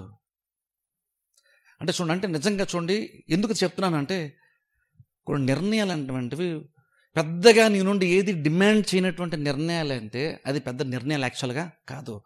అది పెద్ద నిర్ణయాలు కానప్పుడు దానివల్ల నీకు పెద్ద ఆశీర్వాదం కూడా ఉండదు. నిజమైన నిర్ణయాలు యాక్చువల్గా ఏంటంటే నిజంగా నీ నుండి బలంగా వేరేది ఏదన్నా కోరేదైతేనే ఆ నిర్ణయము అంటే నిజంగా ఓ రకంగా చెప్పాలంటే డెడికేటెడ్గా నువ్వు తీసుకున్నటువంటి డిసిషన్ అది. ఏదో ఒకటి నువ్వు అర్పించుకుంటూ తీసుకున్నటువంటి నిర్ణయం అది. ఆ నిర్ణయం ఇక్కడ వాళ్ళు తీసుకున్నారు. ఏమంటున్నారు తెలుసు వాళ్ళు? ఎవరన్నా మాకు బాకీ ఉంటే 7 సంవత్సరాలు రాగానే తిరిగి వెనక్కి ఇచ్చేస్తాం అంటున్నారు. ఫైనాన్షియల్గా చూడండి, ఓ రకంగా అయితే నార్మల్గా ప్రపంచ పోకడ బట్టి చూసుకుంటే అది లాసే కదా వాళ్ళకి. అప్పు తీరే వరకు వాళ్ళ దగ్గర ఉండాలి ప్రతిదీ. కానీ 7 సంవత్సరాలు మా దగ్గర ఉంటే తిరిగి వాళ్ళకి వెనక్కి ఇచ్చేస్తా అంటున్నారు. అక్కడ ఒక రకంగా వాళ్ళకి లాస్ అని చెప్పుకోవచ్చు మనం. కానీ ఇప్పుడు అక్కడైతేనే మనుషుల విషయంలో కాదు, దేని విషయంలో కూడా వాళ్ళు ఇంకనూ దేని మందిర విషయానికి వస్తారు, ఎలాగనే చేస్తామని నిర్ణయం వాళ్ళు తీసుకుంటున్నారు. అందుకని ఈ నిర్ణయాలు చాలా కాస్ట్లీ నిర్ణయాలు అంటాను నేను జనరల్గా మనం చెప్పాలంటే. ఊరిని పైపు నిర్ణయాలు కాదు, పెద్దగా పనికిరాని నిర్ణయాలు కాదు, పెద్దగా వాళ్ళు ఏం చేయకుండా సాఫీగా జరిగిపోయే నిర్ణయాలు కాదు, చాలా బలమైన నిర్ణయాలు వాళ్ళు తీసుకున్నారు. అది మాత్రం కాదు. చూడండి, ఇంకా నిబంధన చూసిన వాళ్ళు చెప్తున్నారు. 33వ వచనం చదువుతాను చూడండి. 33వ వచనం, సవరింపడిన రొట్టె విషయములోను చూడండి, నైవేద్య విషయములో కూడా అన్నారు, దహనబలి విషయంలో అన్నారు, విశ్రాంతి అమావాస్య విషయంలో కూడా మేము ఇలాగూ చేస్తాము అని వాళ్ళు నిర్ణయం తీసుకున్నారట. 34వ వచనం చదువుతాను చూడండి. మరియు మా పితరులు ఇంటి మర్యాద ప్రకారము చూడండి, మా పితరులు ఇంటి మర్యాద ప్రకారం ప్రతి సంవత్సరమున నిర్ణయించుకున్న కాలములో ధర్మశాస్త్ర గ్రంథమందు వ్రాసి ఉన్నట్టు మా దేవుడైన యెహోవా బలిపీఠము మీద దహింప చేయుటకు యాజకుల్లోనూ లేవీల్లోనూ జనులలోనూ కట్టెలు అర్పణమును మా దేవుని మందిరంలోనికి ఎవరు తేవాలనో వారును చీట్లు వేసుకొని నిర్ణయించుకుంటేమి. సరే, మళ్ళీ నిర్ణయం మాట వచ్చింది. చూడండి, వాళ్ళు నిజంగా ఎంత ఎక్స్ట్రీమ్కి వెళ్ళిపోతున్నారు, నిర్ణయాలు తీసుకునే విషయాలు ఎంత ఎక్స్ట్రీమ్కి వెళ్ళిపోతున్నారంటే, ఇప్పుడు చూడండి, పాపరిహారత బలి లేదా ఇంకా దేవునికి సమాధాన బలు అర్పించడం అవన్నీ బైబిల్లో ఉన్నాయి.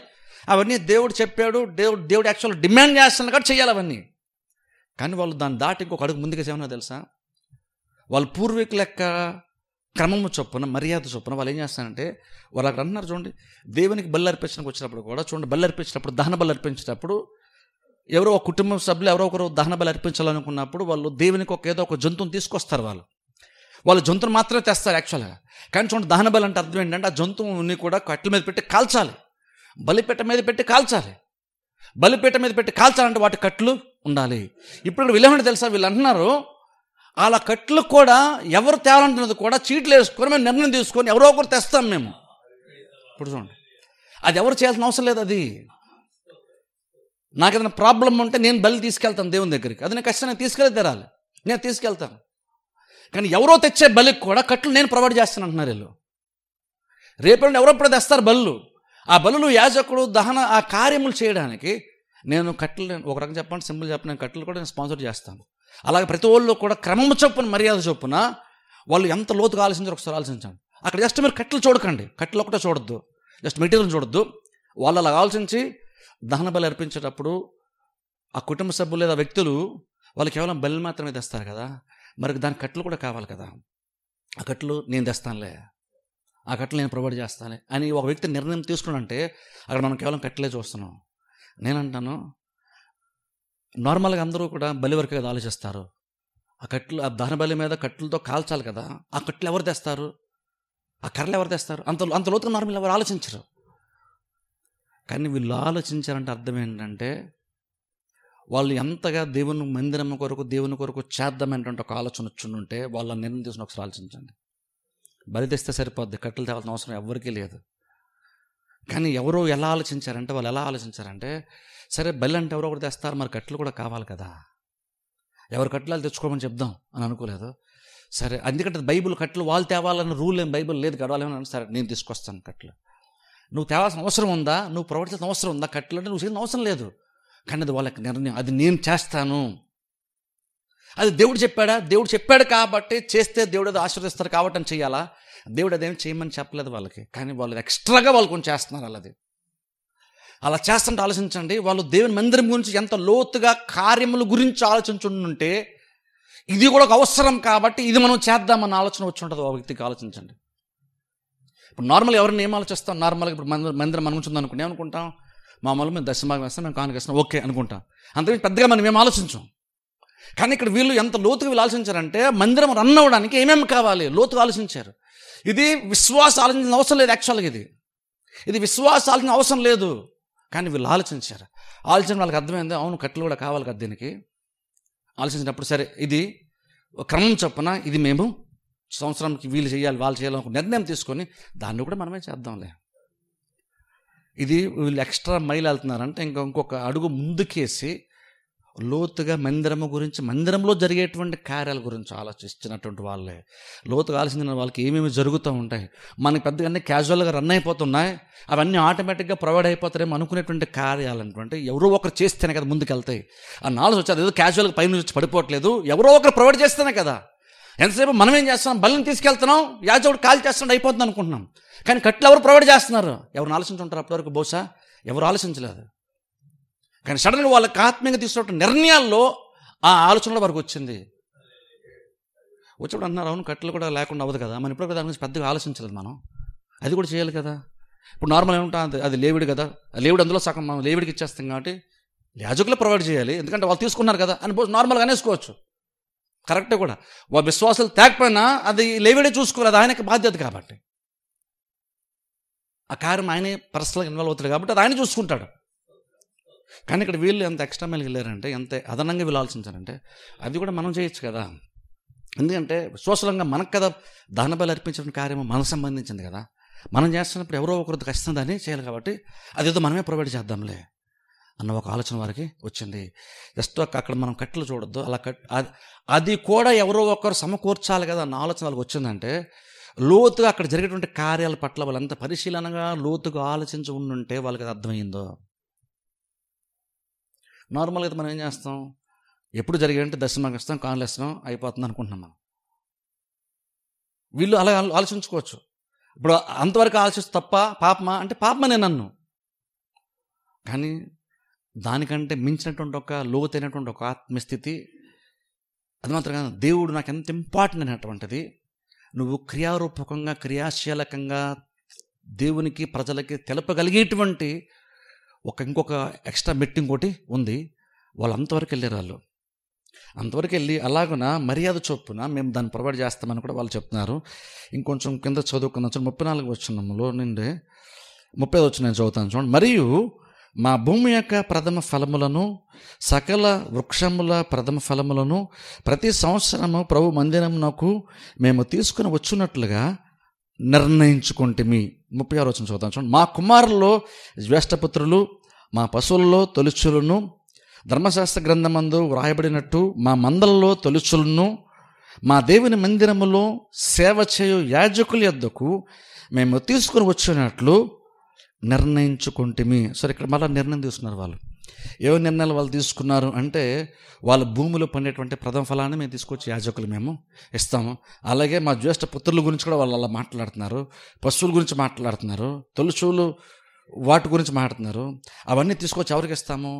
యాజకుల చేతుల్లో మేము పెడతాము అనే నిర్ణయాన్ని వాళ్ళు తీసుకున్నట్టు చూస్తున్నాం. 37 వచ్చిన చూడండి. ఇదియుగాక మా పిండిలో ప్రథమ ఫలము, ప్రతిష్టార్పణలు, సకల విధమైన వృక్షముల ఫలములు, ద్రాక్షారసము, నూనె మొదలైన వాటిని మా దేవుని మందిరము గదుల్లోనికి యాజకుల యొద్దకు తెచ్చున్నట్లుగాను మా భూమి పంటల్లో 10వ వంతును లేవీల యొద్దకును తీసుకుని వచ్చినట్లుగాను ప్రతి పట్టణములోనున్న మా పంటలో 10వ వంతును ఆ లేవీలకు ఇచ్చినట్లుగా గాను నిర్ణయించుకుంటేమి. లేవీలు ఆ 10వ వంతును తీసుకుని రాగా అహరోను సంతతి వాడైన యాజకుడు ఒకడును వారితో కూడా ఉండవలననియు 10వ వంతుల్లో 1 వంతు లేవీలు మా దేవుని మందిరంలో ఉన్న ఖజానా గదుల్లోనికి తీసుకుని రావాలనియు నిర్ణయించుకుంటేమి. ఇక్కడ చూడండి, వాళ్ళు చూడండి, భౌతికమైన విషయాలు కూడా చూడండి, ఇచ్చే విషయంలో కూడా వాళ్ళు విశ్వాసం నిర్ణయం తీసుకున్నారు. ఇక్కడ లేవీలు చెప్పలేదు, ఇక్కడ గమనించండి, ఇక్కడ లేవీలు అనలేదు మీరు మందిరానికి ఇవన్నీ కూడా తీసుకుని రావాలి, అసలు మీరు తేకపోవడం వల్ల ఇవన్నీ ప్రాబ్లమ్స్ వచ్చినాయి అని వాళ్ళు చెప్పచ్చు. కానీ వాళ్ళు అలాగా అనలేదు. వాళ్ళు అలా అనుకో, ఇది ప్రజల యొక్క నిర్ణయం, ఇది ఇవ్వటం అంటది. అంటే చూడండి, ఇక్కడ ఎంత బలంగా దేవుడు కార్యం చేశారు చెప్తుండే. ఇక్కడ ఒక ప్రాముఖ్యమైన విషయం ఏంటంటే, నార్మల్గా ఇచ్చే విషయంలో ఒక మనిషి కనుక ఇంత ఎక్స్ట్రా మైల్ వెళ్ళి అదనంగా ఒక మెట్టు ఎక్కి ఇంకొక కొంచెం లోతుగా వెళ్ళి ఈ కార్యములు చేస్తారంటే మోస్ట్లీ ఏంటంటే దీనికి దేవుని యొక్క ప్రేరేపణ చాలా వరకు ఇక్కడ ఉంటుంది. బహుశా కొంతమంది అన్ని సపరలాగా భౌతికంగా చేసేవాళ్ళు కొంతమంది ఉంటారు, నేను దాన్ని కాదంటలేదు. కానీ నార్మల్గా అయితే మాత్రం ఎక్కువ శాతం మాత్రము దేవుడు ప్రేరేపిస్తేనే నువ్వు అవసరమైన దానికి మించి ఇంకొక అడుగును ఎక్స్ట్రా నువ్వు వేస్తావు. అలా ఇక్కడ వీళ్ళు బైబిల్ వేయడం మన కోసం నిర్ణయం తీసుకున్నారు. వాళ్ళు మేము చేసే ప్రతిదీ కూడా లేవీలు తీసుకొచ్చి మేము ఇస్తాం. ఇప్పుడు చూడండి, ఈ మాట విశ్వాసులు చెప్తున్నటువంటి మాట. ఇది పొందుకునేవాడు మీరు ఇవ్వాలని చెప్పడం వేరు, ఇచ్చేటువంటి వాడు ఇక్కడ మేము ఇలా ఇస్తామని చెప్పటము వేరు. ఇక్కడ ఇచ్చేటువంటి వాళ్ళు చెప్తున్నారు, మేము ఇక్కడ నుండి ఇలాగ చేస్తాము, ఇక్కడ మేము ఇవన్నీ కూడా ఇస్తాం, ఇలా మేము నిర్ణయం మేము తీసుకున్నాం, అవన్నీ తీసుకొచ్చి లేవి లెక్క చేతుల్లో మేము దాటన్నింటిని కూడా పెడతాం.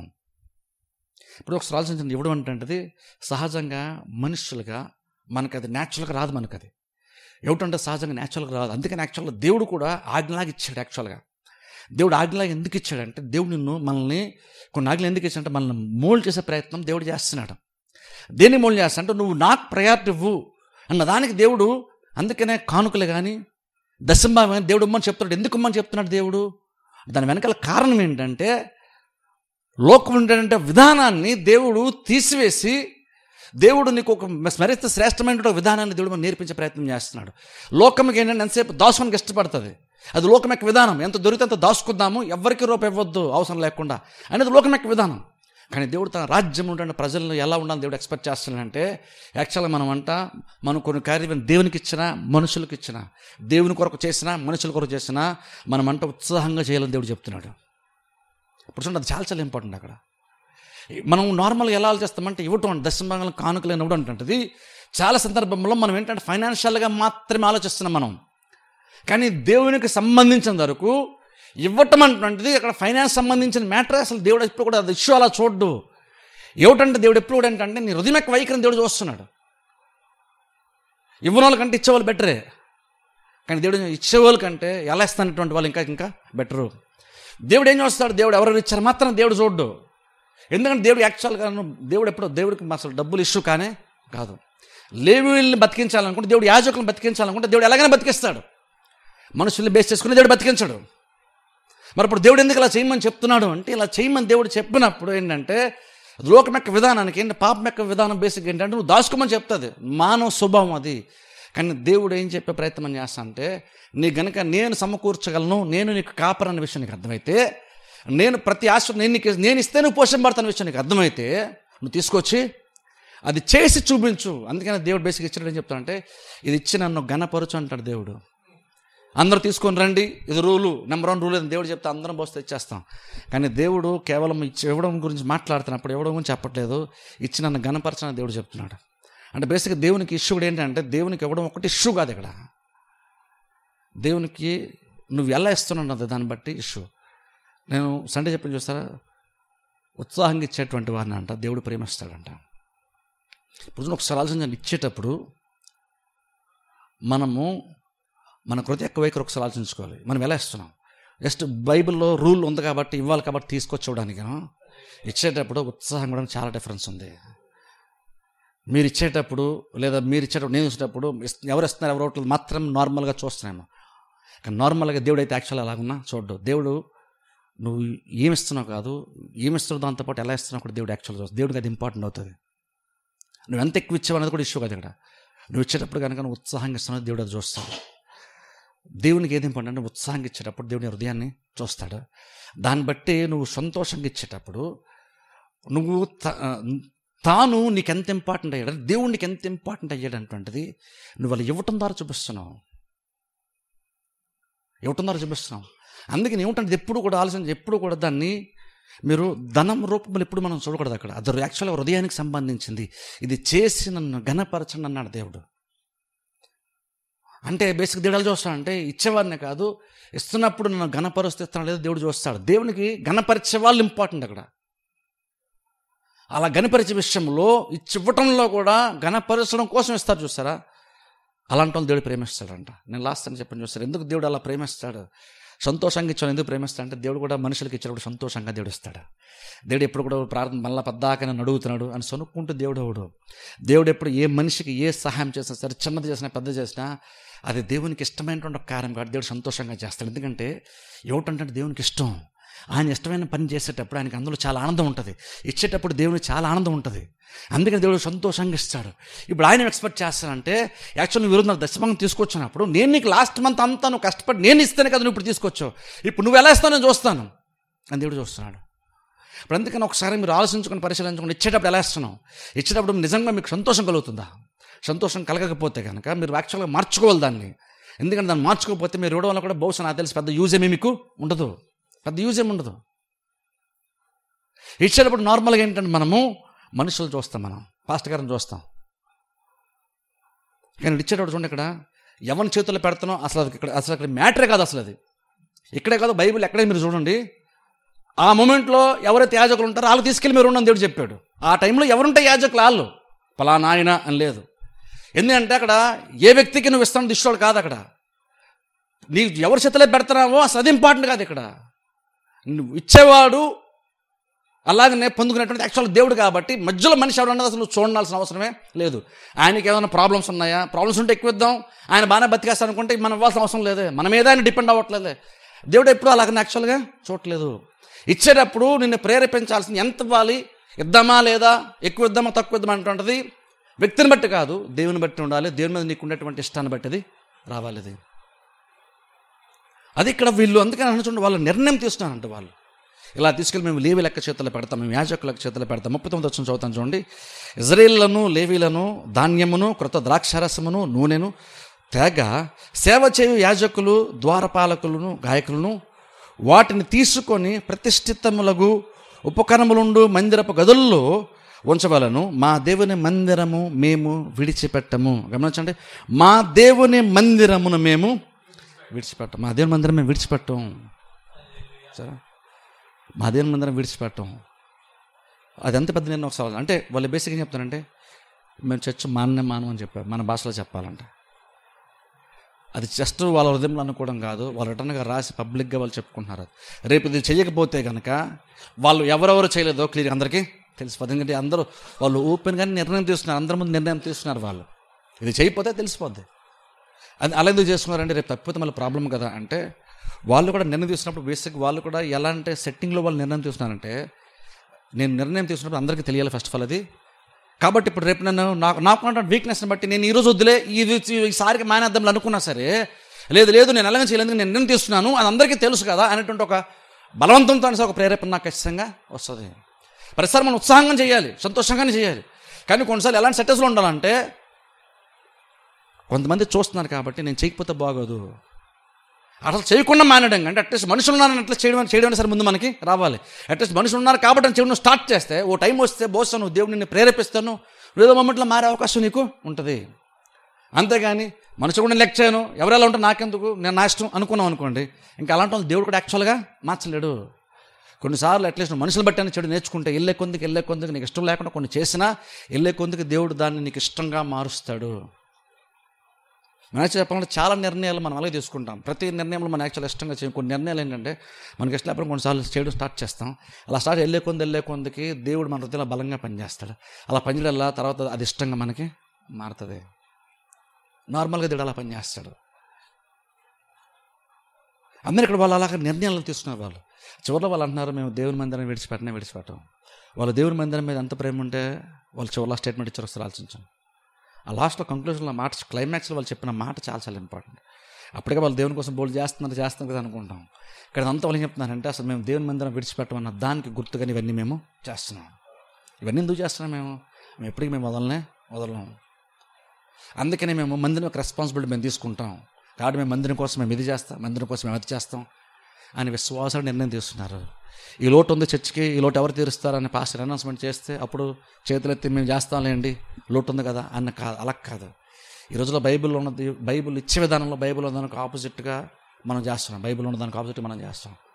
ఏదైనా బలవంతంగా విశ్వాసాన్ని ప్రేరేపించాలి. పాస్టర్ గారు ఈ లోటు ఉంది, ఈ లోటు ఎలాగైనా తీర్చకపోతే బాగోదు, మందిరం ఇలా పాడైపోతుంది అని చెప్తే అప్పుడు ఇంకా తట్టుకోలేక లేదా బాధతోనో ఏదో ఇస్తారు చాలా కొంతమంది.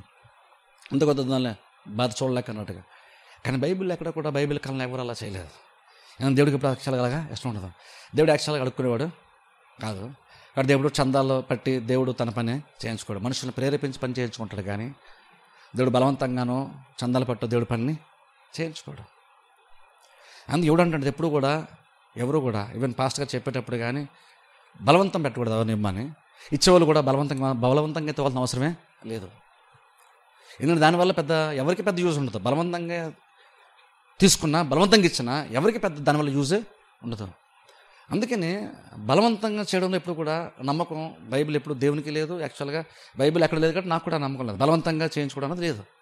ఏదైనా చేసామంటే ఇష్టపూర్వకంగా చేయాలి, బలవంతంగా కాదు.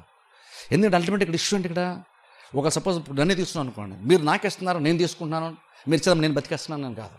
నేను ఎప్పుడు కూడా మీరు ఇస్తాను వస్తాను ఎప్పుడు అనుకోలేదు యాక్చువల్గా. అలా మిమ్మల్ని కనుక చూసే నేను బతకాలనుకుంటే చాలా కష్టం అనిపిస్తుంది నాకు. కానీ యాక్చువల్ అలా ఉన్నా కాదు. అది బహుశా విన్నాను కదా, బహుశా నేను గర్వంగా చెప్తున్నాను అనుకుంటారేమో, గర్వం కాదు యాక్చువల్గా. అది యాక్చువల్గా దేవుని వైపు చూస్తున్నాం కాబట్టి అది అలాగా చెప్తున్నాను. అది ఇచ్చేటప్పుడు మీరు కూడా మీకు ఏది ఆశీర్వాదం ఉంటుంది, ఏది ఆశీర్వాదం ఉంటుందంటే అది నేను దేవునికి ఇస్తున్నాను అని మనిషిని దాటి మీరు దేవుని చూడగలిగితే అది మీకు ఆశీర్వాదకరంగా ఉంటుంది. ఇప్పుడు నేనే సరే మాట ఇప్పుడు మిమ్మల్ని బట్టి నేను బతనని చెప్తున్నప్పుడు అది బహుశా అది మీకు కోపం తెప్పిస్తుందేమో, కానీ అది యాక్చువల్గా నా విశ్వాసపు స్టేట్మెంట్. అది యాక్చువల్గా ఇప్పుడు ఇంకా చెప్పాలంటే నేను మిమ్మల్ని చూడటం అర్థం, నేను యాక్చువల్గా దేవుణ్ణి చూస్తున్నాను. మిమ్మల్ని చూస్తున్నాను మీ మీద డిపెండ్ అని చెప్తే మీకు హ్యాపీగా మీకు సంతోషం కలుగుతుందేమో, కానీ యాక్చువల్గా దేవునికి అది సంతోషము కలగదు. వెళ్ళకపోతే నాకు గడవదు అన్నట్టుగా కనుక నేను బిహేవ్ చేస్తాను అనుకోండి, అది ఫస్ట్ ఆఫ్ ఆల్ దేవునికి యాక్చువల్గా నచ్చదు. అలా మీరు కూడా తీసుకోవచ్చు, నాకు ఇస్తున్నా అని మీరు అనుకుంటే కూడా అది మీరు అలా చేసిన దేవునికి కూడా నచ్చదు. దేవునికి ఏదో నచ్చదు అంటే ఇచ్చేటప్పుడు మీరు పాస్టర్ గారిని గౌరవించడానికో, పాస్టర్ గారిని ప్రేమ ఉందని ప్రూవ్ చేసుకోవడానికో చేయట్లేదు, దేవుని మీద ప్రేమ ఉందని ప్రూవ్ చేసుకోవడానికి చేస్తాను. అందుకని చూడండి, దేవుని మీద మనకు ప్రేమ ఉందని ప్రూవ్ చేసుకోవడంలో మనీ అనేటువంటిది చాలా చాలా ఇంపార్టెంట్ ఫ్యాక్టర్ అవుతుంది. డబ్బు అనమాట చాలా చాలా ఇంపార్టెంట్ ఫ్యాక్టర్ అవుతుంది. ఎందుకంటే లోకంలో దేవునికి పోటీ వచ్చేది ధనమే. మీరు దేవునికి సిరికి దాసులుగా ఉండాలని దేవుడు చెప్పేసాడు, వేసుకే సరేసారు. అంటే దేవునికి ప్రపంచం నిజంగా పోటీ ఇచ్చేది సాతాను కూడా కాదు, యాక్చువల్గా ధనం పోటీ ఇస్తుంది. ధనం నేను దేవుడు ఏమంటాడంటే అదే ఎక్కువ పోటీ ఉంది కాబట్టి మీరు కనుక నిజంగా దాన్ని మీరు డామినేట్ చేయాలనుకుంటే అప్పుడు మీరు దాన్ని తీసుకొచ్చి నాకు కూడా చేయండి. అందులో చూడండి నిజంగా ఆ మనీ అనేటువంటి ధనం అన్న దాన్ని నిజంగా జయించాలంటే నిజంగా ధనం మీద మీకు ఎంత మక్కువ ఉంది, ఎంత ప్రేమ ఉంది, ధనాన్ని మీ జీవితంలో ఎంత వెయిట్ ఇస్తున్నారు మీరు అన్నది తెలుసుకోవాలనుకుంటే ఇచ్చేటప్పుడు మీ యాటిట్యూడ్ ఏంటో మీరు ఒకసారి హృదయంలో ఆలోచించుకోండి. నెక్స్ట్ టైం మీరు చర్చిలో కానుకలు వేసేటప్పుడు కానీ దశమం తీసుకొచ్చేటప్పుడు కానీ మీరు హృదయం మీకు ఏం చెప్తుందో ఆలోచించండి. మీరు బయటికి ఎలా కనబడుతుంది దాని గురించి మీరు ఆలోచించద్దు. కొన్ని సందర్భాల్లో ఆలోచించి మానేసి ఒకసారి ఇచ్చేటప్పుడు నెక్స్ట్ టైం మీరు తీసుకొచ్చి ఇచ్చేటప్పుడు అది కానుకలు వేసేటప్పుడు కావచ్చు, లేదంటే దేవుని దశమం ఇచ్చేటప్పుడే కావచ్చు, ఒకసారి మీ హృదయం ఎలా స్పందిస్తుందో ఒకసారి ఆలోచించండి. దాన్ని బట్టి మీ లైఫ్లో మీరు ధనానికి ఎంత ఇంపార్టెన్స్ ఇస్తున్నారో మీకు తెలిసిపోద్ది.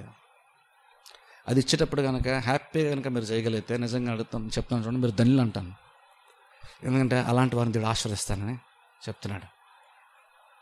అందుకని అక్కడ అలా నిర్ణయాలు తీసుకునేటువంటి క్రమంలో వాళ్ళు ఇవ్వటం మీద ఎక్కువ మైండ్ పెట్టారు. వాళ్ళు దేవుని కోసం ఇది చేస్తాం, దేవుని కోసం అది చేస్తాం, దేవుని మందిరం కోసం చేస్తాం మేము. వాళ్ళు దేవుని మందిరాన్ని ఒకేలాగా చూశారు. వాళ్ళు అందరూ అక్కడ చూడండి, వాళ్ళు ఇవన్నీ మేము చేస్తాం, మేము దేవుని ఎప్పుడు వదలం అంటే మనకు బాగుంటుంది. కానీ స్టేట్మెంట్ ఎలా ఉందంటే కొంచెం కన్ఫ్యూజింగ్గా మనకు అనిపిస్తుంది. అంటే మనం ఎప్పుడు మందిరాన్ని వదలం.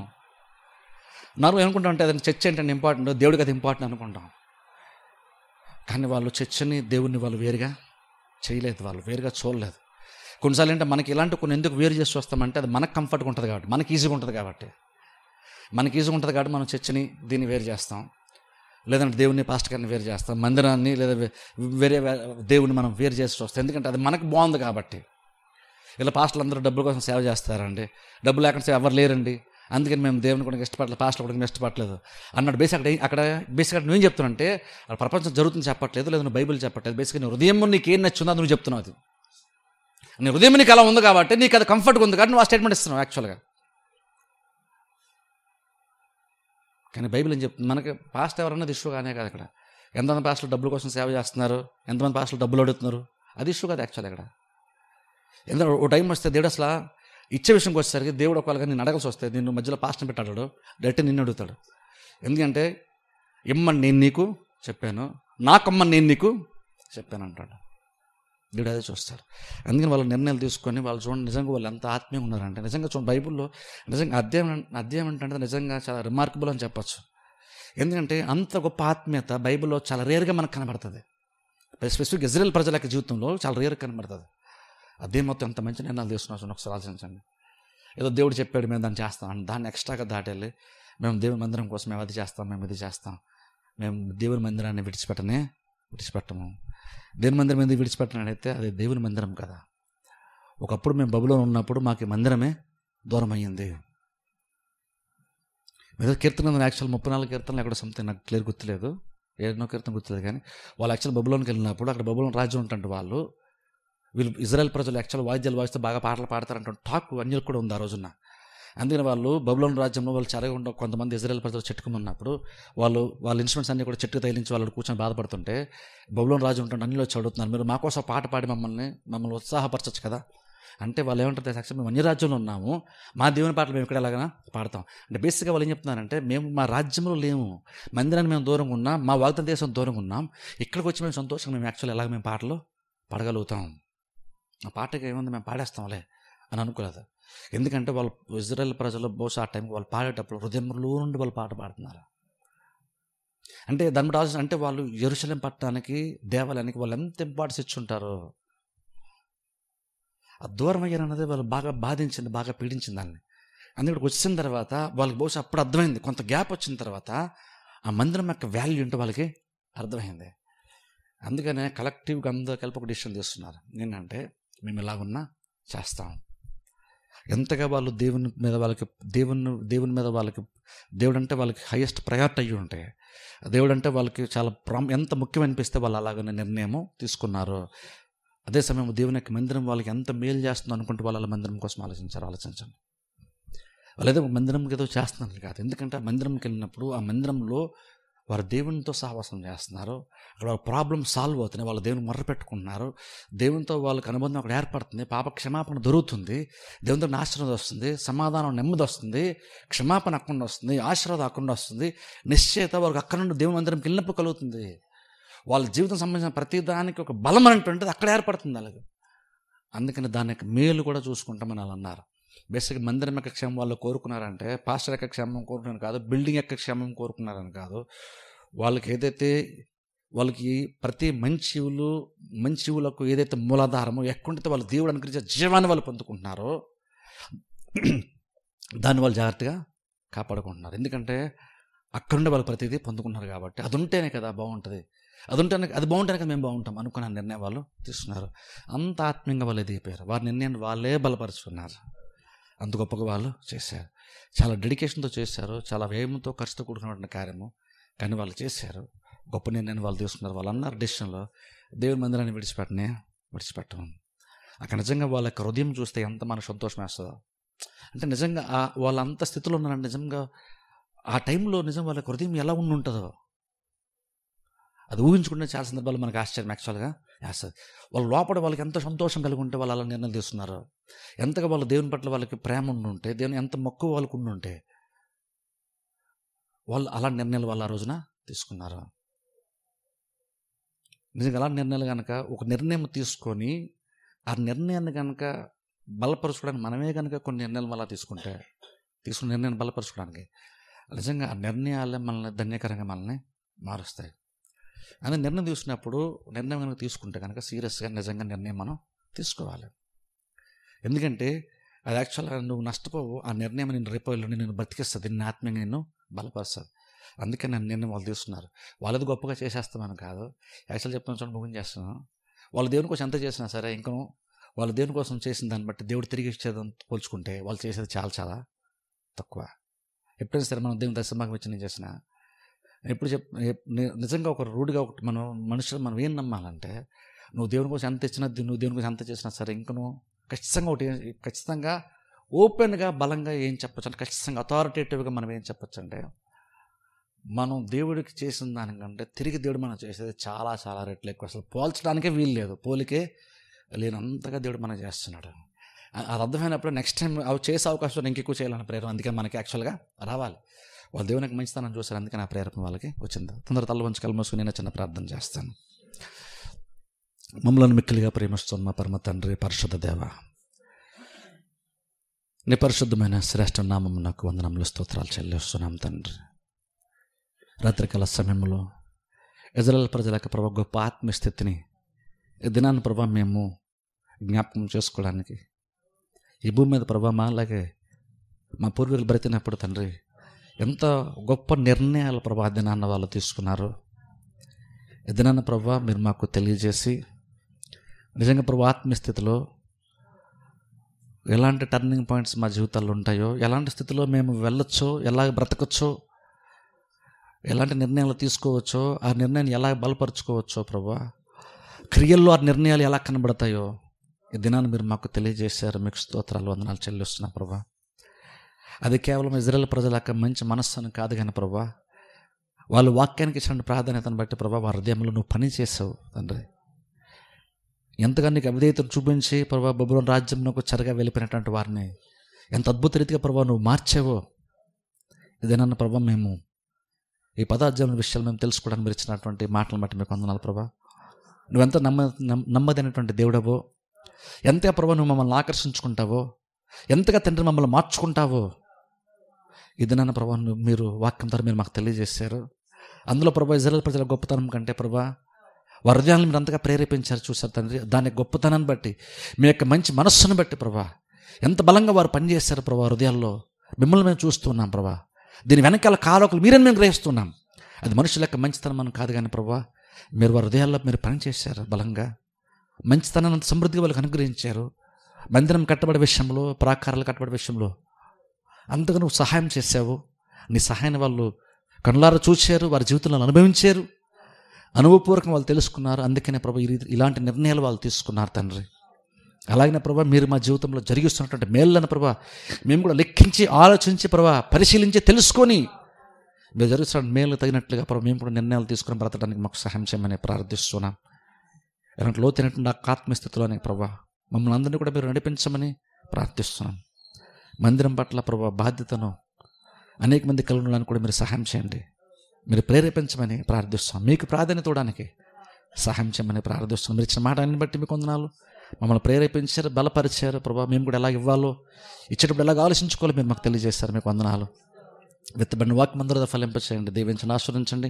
వచ్చిన ప్రతి బిడ్డ ప్రభు మళ్ళా తిరిగి వెళ్ళుచుండగా మార్గమంతలు మీరు తోడుకోండి, దీవించి ఆస్వాదించమని యేసుక్రీస్తు నామమున ప్రార్థిస్తున్నామా పరమ తండ్రి. మన తండ్రి దేవుని ప్రేమయు, కుమారుడిని యేసుక్రీస్తు ఒక కృపయు, పరిశుద్ధాత్మ నిత్య సన్నిధి సహవాసము మీ అందరికీ సదా తోడే నడిపించునుగాక. ఆమేన్. మరణ లోయలో నీ